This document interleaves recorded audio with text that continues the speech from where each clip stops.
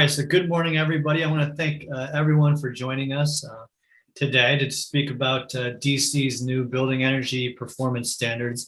My name is Andrew Zimdahl. I commonly go by AZ, and my esteemed partner here, Julian B. We're both very excited that you joined us today. And I'm also going to mention today is our 5-year anniversary as a company. So I want to thank everyone that's supported us through this 5-year journey and made our work so enjoyable, and we hope for many more years to come. So let's start sharing my screen here. Get this slideshow up. View it. So this is our contact info. I'll put that up again at the end. This is a brief overview of what we're going to be discussing today. We're going to start off by talking about benchmarking, what that is, and then doing a brief overview of the BEPS program in its entirety. Then we're going to talk about the 4 pathways that you can take to comply with this new law. And then the third topic will be penalties in case you're unable to comply fully with the law. And then we're going to talk about how you actually improve your Energy Star score, what type of energy conservation measures you can take, and what impact that's going to make on your score. And then we're going to round off the presentation by talking specifically on how solar PV can impact your Energy Star score. So first of all, benchmarking. Many of you are probably already familiar with what benchmarking is, but on a high level, this is reporting your utility data to a local authority. In DC, that's DC's Department of Energy and Environment. And what specifically they're looking at is your energy, your electric usage, your natural gas usage, your water usage, and then if you have any alternative heating fuel, that type of thing, that's also going to be inputted into their software, which is called Energy Star Portfolio Manager. So Portfolio Manager is going to calculate what your EUI is, which is your energy usage intensity. So that's going to add up your electricity, your natural gas, any other fuel source, and it's going to divide it by the square footage of your property. And that will create an EUI score. It will then take a couple of other factors into consideration to rank you about how efficient your property is compared to other properties of the same space type. And it'll give you a score between 1 and 100. And that's your Energy Star score. So if your Energy Star score is 1, that means your building is very inefficient. It means 99% of buildings of that type are more efficient than yours. On the other side, if it's 100, that means you've got one of the most efficient buildings in the country. If you're curious, you can see what your Energy Star score is at that link in the bottom, energybenchmarkingdc.org, and it'll also let you see what your neighbors' scores are. If you're energy geeks like we are, this is a pretty nice resource to have at your disposal. When you are required to submit benchmarking data depends on how big your property is. So buildings over 50,000 square feet have been doing this, or should have been doing this, since 2014. All buildings over 25,000 square feet will begin their required reporting in April 1st, 2022, so next year. And then the final tranche is buildings over 10,000 square feet will have to report data beginning April 1st, 2025. In addition, they require you to verify your data using a third-party engineering firm. This will begin in 3 years for all buildings over 25,000 square foot. And then for buildings over 10,000 square foot will begin in 2027. I also forgot to mention a couple housekeeping things. Please keep yourself on mute unless you have a question, and then by all means, feel free to jump in and ask the question. We're happy to start that discussion in the middle of the presentation. So now that we've spoken about benchmarking, we're going to move on to the main tenets of the BEPS program. And for that, I'll turn it over to Julian. Thank you, AZ. Appreciate it. So as most people know, DC has very aggressive and ambitious environmental and sustainability goals. Part of that, which was released in the Clean Energy DC Omnibus Act of 2018, was for 100% of the energy in DC to come from all renewables, with a percentage of that coming from on-site solar. And something else that came out, which is the reason why we're hosting this webinar today, is the Building Energy Performance Standards, or BEPS for short. And in summary, it's really for any building that has a 2019 Energy Star score below the DC median Energy Star score for your property type. Those buildings will fall into a 5-year compliance cycle where they either need to reduce their EUI by around 20% or increase their Energy Star score to the standard score for their property type.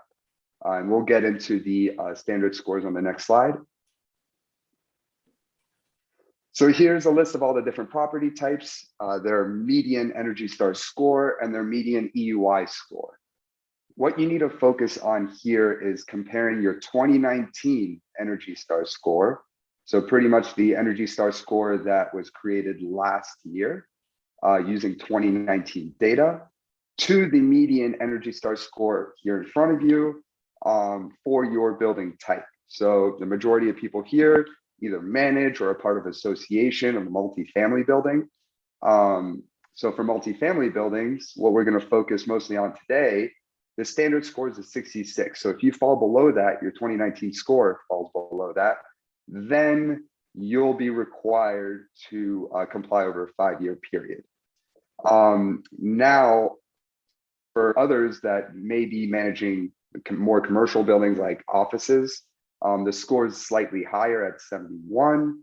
And actually, as we were building this list, something that really stood out to us is comparing multifamily buildings to retail stores.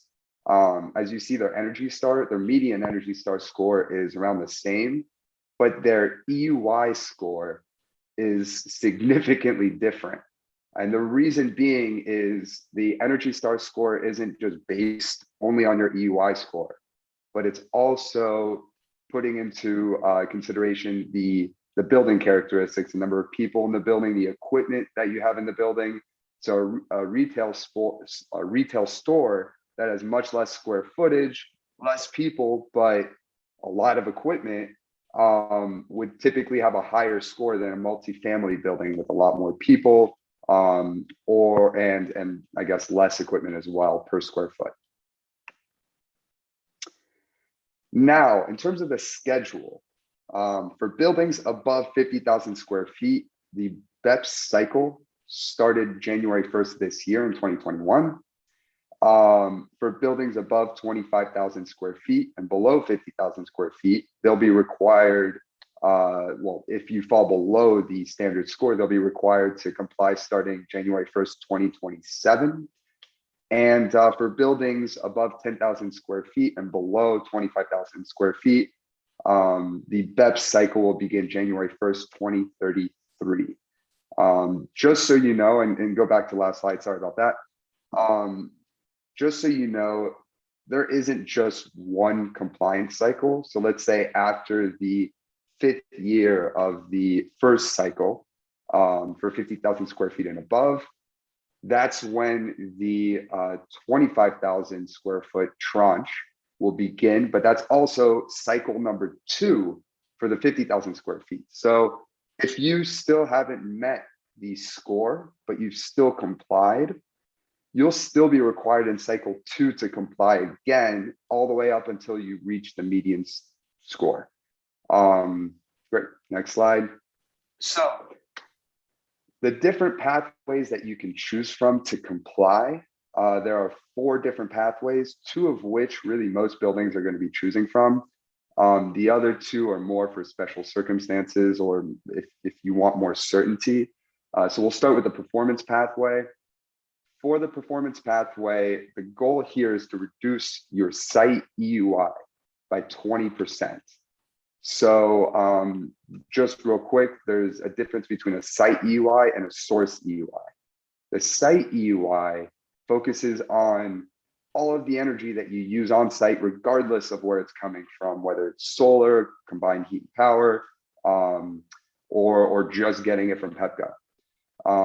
The source EUI actually takes into account where you're getting it from. So the score will be impacted if you did install solar versus site EUI, as I'll get into in one of the last slides, is not impacted if you do go solar. So again, performance pathway, reduce your site EUI by 20%. And this is best for properties that have a very low Energy Star score or a very high EUI score, something that will help you determine if you work with Honeydew for BEPS consulting. Standard target pathway, this one's very simple. You just need to meet that median scores for multifamily buildings. That's a 66. Usually it's best for buildings above the national median, but again, as you'll see later on, there are buildings that are well below the national median. They go solar and their Energy Star score shoots up either past the standard score or right below it. So again, this is all depends on the building. It's not the same across the board. And then we have prescriptive pathway. This one requires a lot more work. But the good thing is it'll give you certainty that you will comply. So in essence, it's a points-based system. You need to reach a total of 25 points. You start out with the level 2 audit, which is required. You submit that to the DOEE with at least enough ECMs, energy conservation measures, or energy projects to reach a 40% reduction in your EUI. Then you come to an agreement with the DOEE on ECMs that will reach 25% reduction in EUI. And this is still being developed and finalized, but this is from what we understand so far. After that, you have to then let the DOEE know, and this is all through the portal, which companies you're going to work with. And then once you've implemented the projects, you have to measure and verify your savings and submit that data as well. So there are a lot of steps, a lot of deadlines, and a lot of things you need to submit to the DOEE. But at the end, if you aren't sure that you're really going to hit that 20% reduction in the first pathway, the performance pathway, then the prescriptive pathway may be a better choice. But again, that's something that we can help you decide. Really the main point to take out of here is, as long as you implement all of those ECMs that you and the DOEE agreed upon, then you comply. They're not looking at, did you officially save or reduce your EUI by 25%, in opposed to the performance pathway. Then the alternative compliance pathway, which is again still being developed and finalized, and everything will be released in the final guidelines that the DOE will release shortly, hopefully in the next few months or so.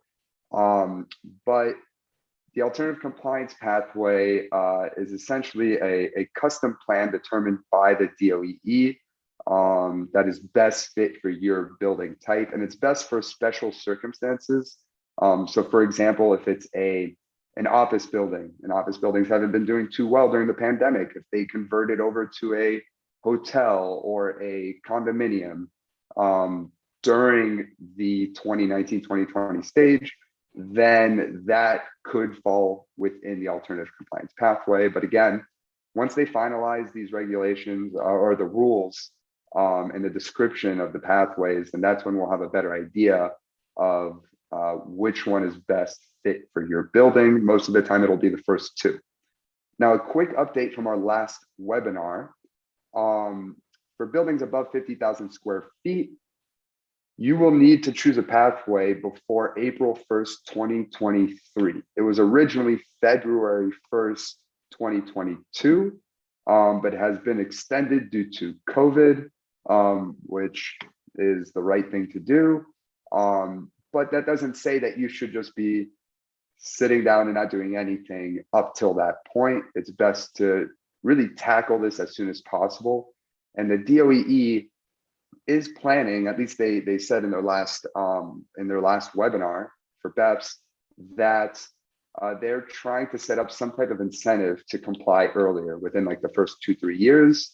One of the incentives is so that they can officially confirm your compliance beforehand, so that you can completely take this off your plate and not have to worry about it for the remaining rest of the 5 years of the compliance cycle.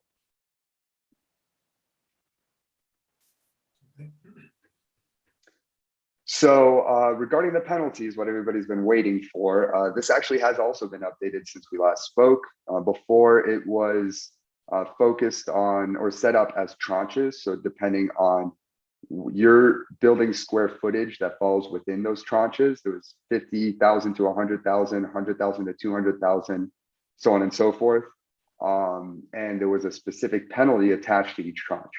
Now, they're setting it up where it's more specific to your square footage. They're going to charge $10 per square foot, rounded down to 100,000 square feet.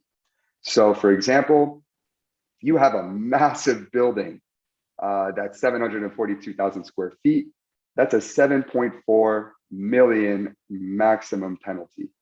So if you're building, and we'll go a little bit lower to where most buildings are at, 229,000 square feet, then it'll be $2.2 million maximum penalty. 74,000 square feet would be a $700,000 penalty. Again, this is the maximum penalty. So if you meet a fraction of your goal, then you will only get penalized a fraction of the fine.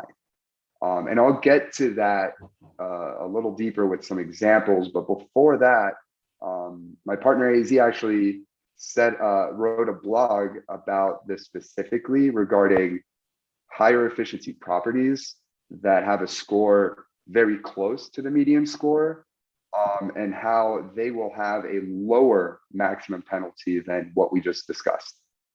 Yeah, thanks, Julian. And as you guys can see, a lot of this information is in development, and we're very involved with the BEPS task force. So we try to update our blogs in a very timely manner as soon as the program advices change. So I'd definitely encourage all of you guys to subscribe to our blog if you want to stay up to date on the information. And I'm not going to go super into detail on this pre-adjustment because it's kind of a complicated factor. But in this example, if you've got an Energy Star score of 60 and your target is 66, right? So you're already pretty close. DOEE allows you to pre-adjust your maximum fine downwards. And the formula for that is whatever percentage you were required to reduce your EUI, you divide that by 20%, and then you multiply that by the maximum fine. So in this example, if you want to go from a 60 to a 66 Energy Star score, you need to reduce your EUI by 4%. So that you take that 4%, divide it by 20%, and you get 20%. You then multiply 20% by your maximum fine, and that's your new maximum fine. So if you already have a very efficient building, this is a mechanism to make sure you're not going to get hit with a huge unwieldy fine. So if you guys want to dig deeper into how that's calculated, I encourage you to read the blog and subscribe to that blog as well. Great. So back to the slideshow and on to the next page. So back to the fractional penalties, right? So we'll go over an example for each of the pathways. So if you, for example, the performance pathway, you reduce your EUI by 10% instead of the goal of 20% for compliance. Since 10% is 50% of 20%, you'll get penalized 50% of your of the maximum penalty. If for the standard target pathway, by the end of the cycle, you've narrowed your Energy Star score gap by only 25%. The remaining is 75%. So you get penalized 75% of that maximum penalty. For the prescriptive pathway, if you only implemented 12 out of 25 of your needed pathway points, then you will be penalized 48% of your maximum penalty. And then for the alternative compliance pathway, we have still not found any details about this specifically. So once we do, we will update everybody on our next webinar. Okay, so now that we've talked about the details of the program, the consequences of not doing anything, let's talk about how you actually improve your Energy Star score. And the very first step is to know what you're working with, to diagnose what's going on in your building and have a better understanding of the mechanical systems and how they're using energy. So we recommend an ASHRAE level 2 audit. This is required if you're going to go the prescriptive pathway. It's just recommended if you're going to choose another pathway. But what defines the level 2 ASHRAE audit, any energy audit is going to involve documenting building conditions, giving you a nice pie chart of where your energy is being consumed. And it's also going to point out possible ECMs, or energy conservation measures. As Julian mentioned, these are just energy projects, steps that you're taking to improve your efficiency. And it's going to show you those ECMs, give you a laundry list of things you can do and how that will impact your EUI and Energy Star score.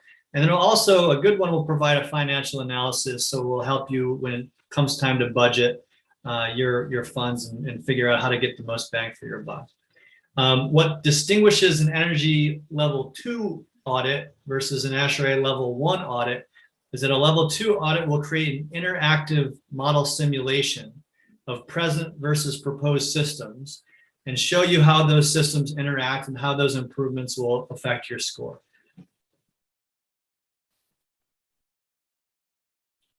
So let's talk about low-hanging fruit ECMs. These are low to no cost measures you can take. We've referenced this before, but a solar PPA or a power purchase agreement is a really good step if you're on the standard target pathway, because these are no cost ways to get a solar energy system on your roof. You're going to be benefiting from a substantially lower cost of your electricity relative to what you'd be paying to PEPCO. In some cases, it's 0 cent for your kilowatt hours. So this is a really good way, again, of reducing your source EUI and improving your Energy Star score if you're on that standard target pathway. Next, LED lights. LED use about 10% of the electricity as conventional lighting systems, as incandescents. Use about half of what fluorescents do. And we can help you out if you qualify for a shared savings program where, again, you won't pay anything up front for the light, and you'll just be paying a percentage of what you're saving. And these LED upgrades tend to pay for themselves within about 2 years. So this is another good way to help your Energy Star score at a relatively low cost. Next, nighttime non-operational load management. Things to look at, for example, if you have your hallways cooled to 70 degrees at night when nobody's using them and nobody's there to enjoy that cool air, that could be a waste of energy that you can improve upon. The next is optimizing startup power down equipment sequencing. This is more for industrial, commercial applications, but certainly for maintenance scheduling, this is important for any type of building. Deferred maintenance can result in inefficient machinery, can end up costing you a lot over time, and you may not have any idea that your machinery is out of whack. Changing air filters, this type of thing, deferred maintenance is quite a big issue here.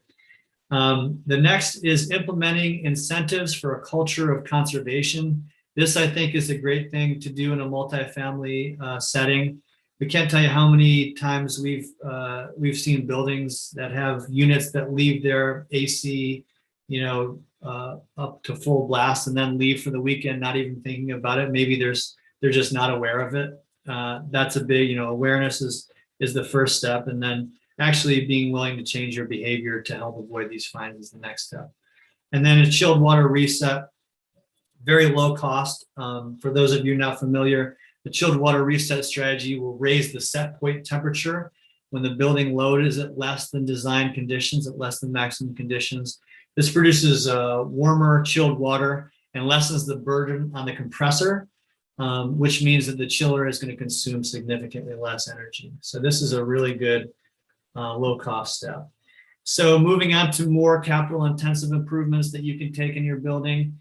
Variable speed drives, installing them on your motors and your engines is a really good way to save energy. Typically, if you don't have a VSD drive on one of your motors, it's going to be running at full strength and it's just going to throttle on and off. This is very energy intensive. VSDs will interact with your thermostats in a more sophisticated manner by adjusting the speed of the motor as opposed to throttling the mechanical systems and manipulating pressure in the ventilation system. They can also monitor performance to more quickly address maintenance needs and increase the lifespan of the motors. Hot water efficiency improvements. So this is an important thing to take into consideration for your Energy Star score. It really only cares about hot water. It doesn't care so much about cold water. So this is, efficient flow, shower heads, sink heads, that kind of thing can make a pretty big difference if you do it, across the building. And a lot of times boards will pay for these improvements if people within the unit want to take advantage of those programs. That's another good example of increasing your culture of conservation. Boiler upgrades, that can be very expensive, as many of you know. Same thing with chiller replacements, but they can make a big difference if you've got an old chiller. And combined heat and power systems. So one of the bigger issues of energy efficiency is simultaneous heating and cooling. This is one way to help deal with that issue, along with the variable refrigerant flow, which I skipped over earlier. So CHP systems are really good if your boiler is emitting a lot of excess heat. It will capture that heat and it will turn it into electricity. So this has a twofold benefit, right? Not only in the summer, it's going to decrease your air conditioning costs, but it's also going to reduce the amount of electricity that you're drawing from the grid, which improves your source EUI. And then again, variable refrigerant flow systems. This can also help deal with that issue of simultaneous heating and cooling, because VRF systems can heat some rooms at one temperature and cool others at another temperature, and then transition between the two very easily without the use of compressors, which again is one of the main energy consumers in conventional HVAC systems. And then the next two deal with building envelope issues, making sure that you're not losing a lot of heat or cold air through your windows or through your insulation. And then finally, retro commissioning is just taking a second look at the systems that you've implemented in the infrastructure in your building is being used as it was designed, and just to checking sure that there's no deferred maintenance issues, that kind of thing. And you might need some repair that just wasn't on your radar before. So for this slide, we looked at a single energy audit, and this is not going to be, this can't necessarily be generalized to every circumstance. Everybody has a different situation, but this is to give you a basic idea of what one site that we looked at, what the ECM's impact could possibly be. So the first ECM, unoccupied cooling setback, very low cost, but it actually had a pretty significant reduction in the EUI of 1.8. Chilled water reset, $1,200. And this was able to reduce EUI by 1.1. Usually a chilled water reset strategy raises the set point temperature when the building load is less than design conditions. So this, for example, when it's cooler outside, you don't have to have the same set point as when it's hotter outside. And then the more expensive ECMs, this is a natural gas hydronic heating system. So a hydronic system uses water as opposed to forced air. This type of system is more efficient because water can better retain heat than air. You also don't have heat loss through duct system, which is a pretty big issue with some of these old duct systems. And this particular ECM costs almost $500,000, but it paid for itself in under 5 years, which is a pretty short payback, especially considering it was able to reduce the EUI by 23, which is huge. And then we have a variable refrigerant flow system, an HVAC system. This is a multi-million-dollar investment. This didn't pay for itself until 25 years later down the road. So this is an example of a system, unless your HVAC system is really in need of total replacement, probably wouldn't be considered. But it did have a huge reduction in EUI of 74. So with that, I'm going to turn it back over to Julian to talk about how PV can impact your Energy Star score. Great. Well, and hopefully this is going to answer Alex's question as well. I'm going to go over a little bit about the different types of solar systems, how they impact BEPS in general, and how they impact each pathway as well. So to get started, there are, for those who don't know, there are two different types of system interconnections that you can do in DC. One is connecting the system to the building meter. So that means that you are using the energy that's being produced. That is called a net metered system, and it's financed through power purchase agreements or PPAs. The other is a community solar system. So that's providing the energy all to the community and not to your building, bypassing your meter and going straight to the grid, right? So you're not using any of the energy. You essentially have a power plant that's providing energy to DC grid on your roof. Now, one has an effect on your Energy Star score, the other does not. So if you're using the energy from the system, it's going to affect it's going to increase your Energy Star score. If you're not, it doesn't have any effect because it's not affecting your energy usage, right? And that's what Energy Star is really portraying, is the energy usage in the building. So with that said, there's also two separations here.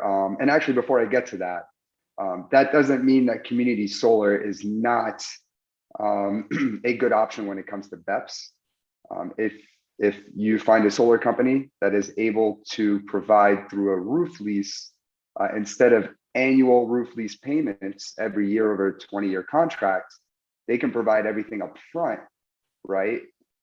You can use that money to contribute towards capital improvements that actually will help your Energy Star score, right? So for example, if you need a new HVAC system, but you don't have the budget to replace it right now, you can have the solar company install a system on your roof, see how much they can provide up front, and that cash can go towards that HVAC system replacement. Now, with that said, there are two different scores that we're looking at, right? There's your Energy Star score, which you need to increase that up to a 66 for the standard target pathway. And there's a site EUI score, which you need to decrease by 20% for the performance pathway. Now, solar through net metering, so the system's connected to the building, it only affects the Energy Star score. And this is something that surprised us recently. The site EUI score, like I mentioned before, is really only measuring the energy usage in the building, whether or not it's coming from solar or a wind turbine on your roof or just panel, right? Only measuring how much energy you use. So efficiency is what helps change that number. Energy Star score does take into account that it's a solar system. It's producing less carbon emissions because you have that solar system offsetting part of your energy usage. So it does take into account and it is affected. So we'll start with the first example, and all of these are buildings that we're working with right now that we've run simulations for. We've used the 2019 Energy Star score as the baseline. And then when running the simulation, we're assuming that you're using the same energy as 2019, because in 2020, everybody's working from home. There's going to be people who are going to start going back to the offices over the next 5 years. So we're accounting for that, but always take the simulation with a grain of salt, because you never know what your usage is going to be. No one predicted this pandemic and everybody working from home and not going to the office. So things can change, but again, this is just an idea to see where it can impact or how it can impact it. So for the first one, 126 kilowatt system.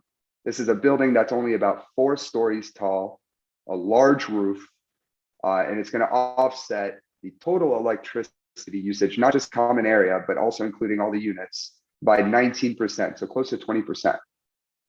Their original score was a 48, right? So it's technically below the median star score, the national median star score, sorry about that. And with solar, it would increase it based on their usage in 2019 to a 60. right? So that's still slightly below the standard score, but that means they just need to implement one more energy conservation measure to potentially get above the 66, right? So from a 48 to 64 is a significant jump. And for this building, we would say, look, let's do the standard target pathway, go solar, maybe add controls to your HVAC system, replace a boiler, switch to LEDs, and then we'll run the simulation based off that as well, combined with the solar.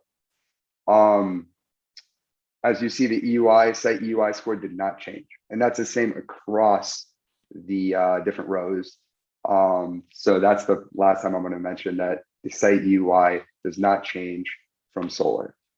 The next example is a 92 kilowatt system, offsetting 11% of the total electricity usage. So it's a slightly bigger building. Their original score was a 60. It's a newer building as well, so they have more efficient appliances, but they still haven't reached a 66 yet. With solar and that 92 kilowatt system, they'll be above the standard score of 66. So standard target pathway is a great option for them. They just need to go solar, and now they've complied as long as they don't significantly increase the energy usage in the building. Next example, around the same size as the first one, 124 kilowatts, but the building is pretty much double the size. It's using double the electricity usage, right? And this building actually happens to have retail spaces below. So their score was a 6 in 2019, right? Their score increased only by about 4 points with the same size system as the first one, which increased theirs by about 15 points. So with that and with our analysis, we would determine that standard target pathway may not be the best option for them. Solar is not going to affect their site EUI.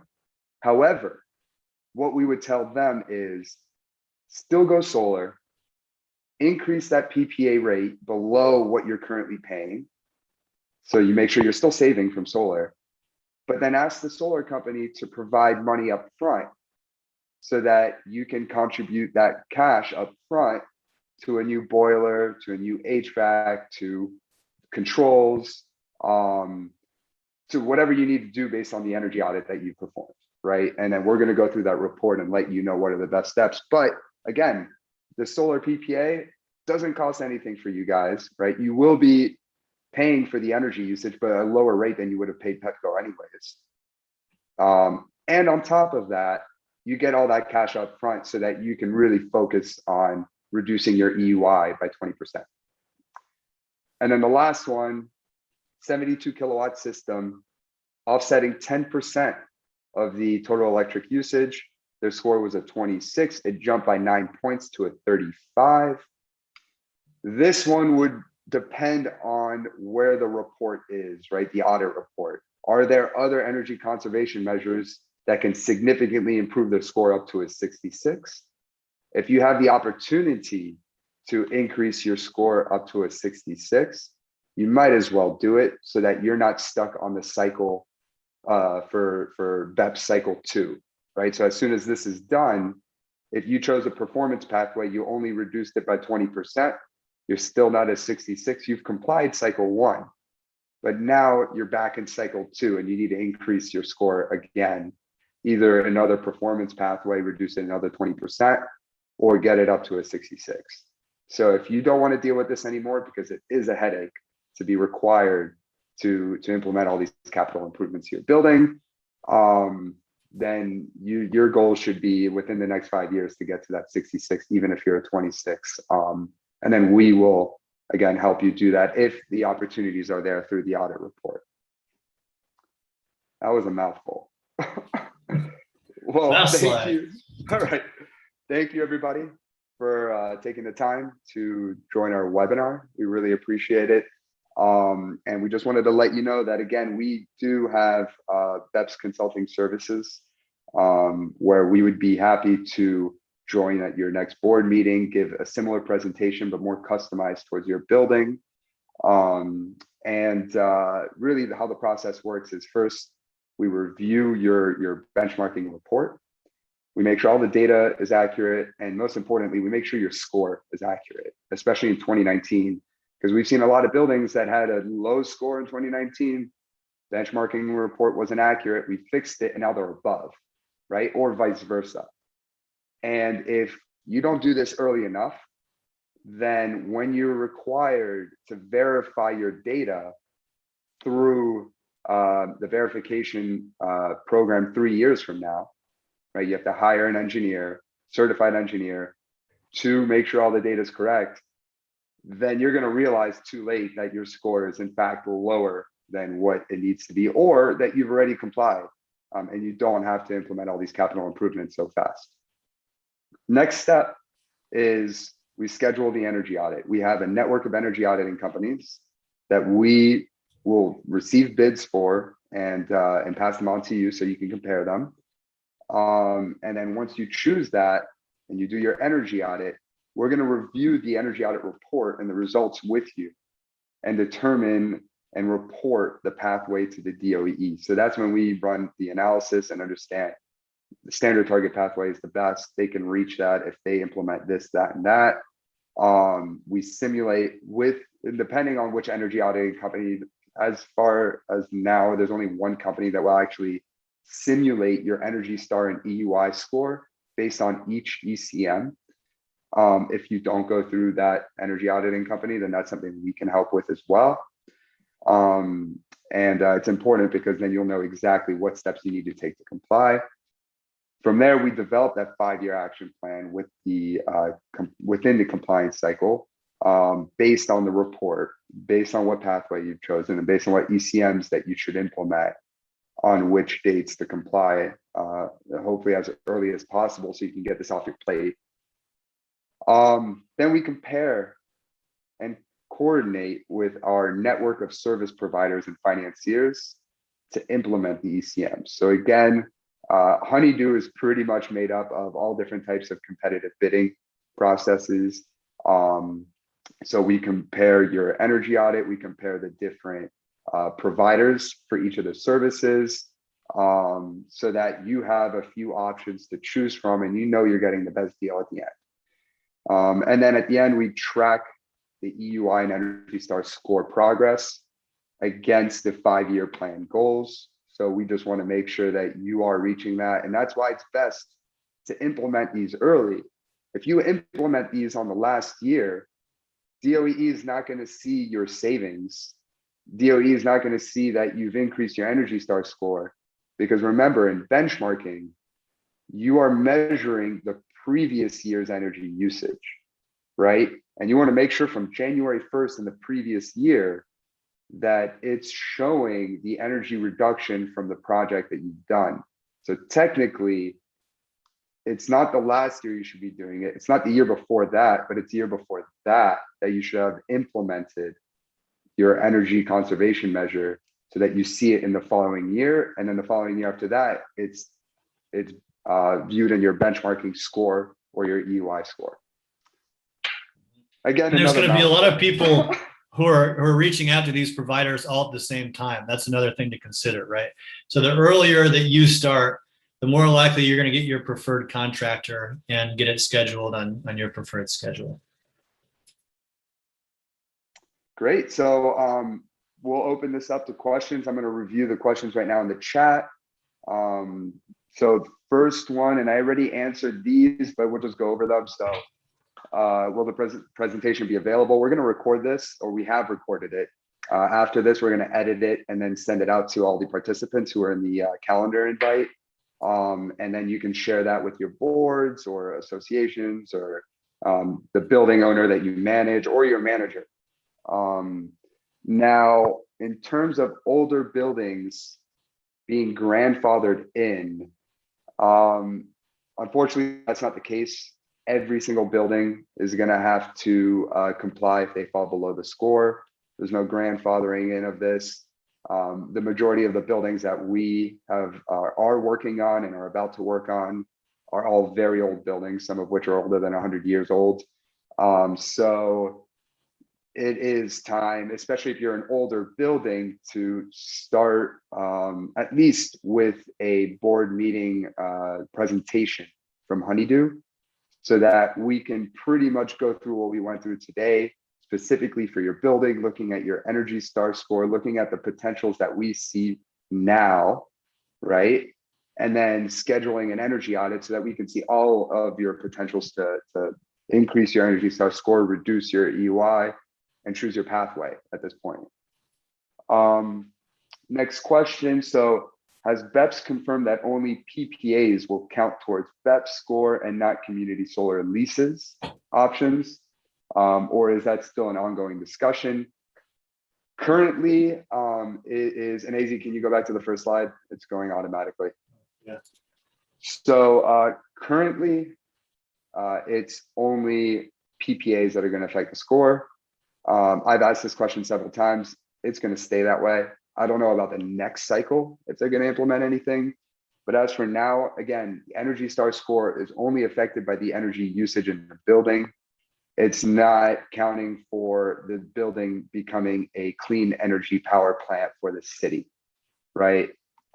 Maybe that might change. I highly doubt that it's going to have a huge effect. But the good thing about community solar is if you can provide the lease up front for all of the solar companies that are on now, then your client will be able to use that money to invest in other capital improvements that will actually affect their score. And then just a follow-up question, would you be able to include the PowerPoint as well in the recording? Yep, we can do that. AZ will handle that. And then Cheryl, thank you. I had to ask about the older building to share with our residents. They think we are always grandfathered. Well, I wish I was always grandfathered into everything as well. So I understand their pain. And then what is the cost of the audit? Marty, great question. So that can range. It can go anywhere between like 5,000 for a very simple audit up to, I think we've seen up to 15,000 with someone who's just wanted to look at every little detail in the building. Again, we have a network of different auditing companies, each provide different quality of services. Some are a lot more detailed than others. And some will provide the simulation. So basically the impact to your scores as well on each line item, right? And then prioritize which ones you need to focus on based on the cost, based on the return on investment. Some will also provide all of the different financing options, all of the rebate options. So there are all different types. If you have a very low budget, there are ways to also customize. At least one company is able to customize their audit so that it fits your needs. If you've already replaced your HVAC system and boiler, remove that from the audit. If you've already looked at the envelope of the building or you don't want to because you know that it's going to cost a fortune to upgrade, then you don't have to. So again, the cost between $5,000 to $15,000, I would assume. And then that's something that we can discuss with you so that we customize it so it fits your budget. And we're able to find all those details about your building. And you can look at it almost like a reserve study, something that you keep, right, for a while that you can always look back on and be like, how can we save energy? How can we save money, right, in the building and our operational costs? You can always go back and it can serve as a checklist that you work on over a 10-year period or something like that. Any other questions? And feel free to unmute yourself if you have any questions. This is meant to be kind of like a discussion. Julian, just one quick question. I couldn't tell if you said up to 50,000 or 15,000. 1-5. Okay, 15. thank you. Yeah, of course. 50,000 would be one hell of an Yeah. audit. They better install some stuff in the building as well. Julian, this is Carrie Kemp. Our building just found out we need a new boiler. And I'm wondering whether we should schedule an energy audit or because we're going to be making this decision. Do we buy a new boiler or do we replace it? I mean, do we do the repairs or what? So that all depends. I would advise going with the energy audit because there could be some other low cost improvements that you can add on to that. And in the energy audit, they'll also provide an estimated impact on your scores. with the boiler. Mhm. And then from there, what we can help with as well is connect you with a few different companies that can provide proposals. for Okay, that. there's some urgency because, you know, we need to do it so it works in the winter. Of course, Yeah. that makes sense. So the energy So- audit typically takes, I would say, about a month from like when you schedule it, they go out there and they send the report back. So Okay, as soon as that happens, or even while that's happening, we can send a few companies over to the building to provide proposals and quotes for the replacement. And when they do that, they'll provide a more accurate savings assumption based on what they see, what they want to replace it with. And with those savings, the kilowatt hour savings, that's when we can also help in getting a more accurate impact to your scores. okay, maybe I'll talk to our property manager or, you know, about that. Of course, no problem. Thank you. Okay. Any other questions?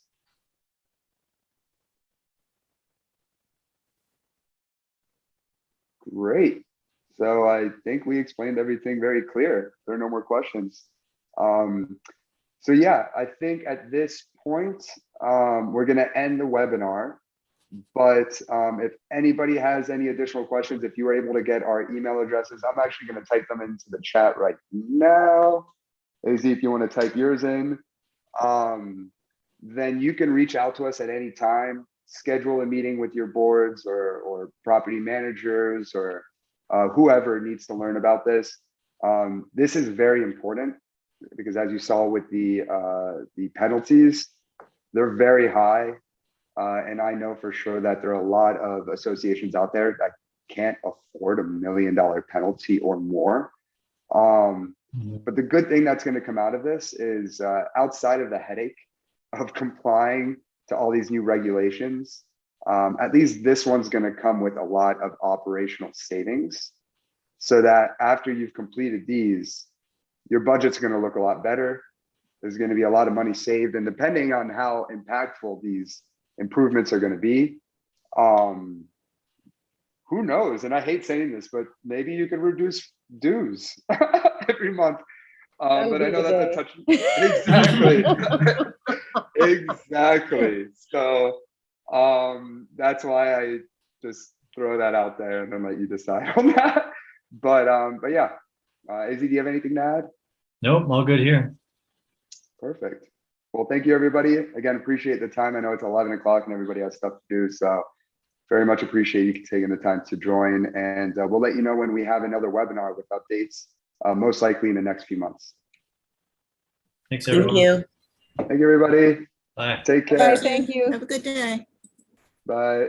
You too.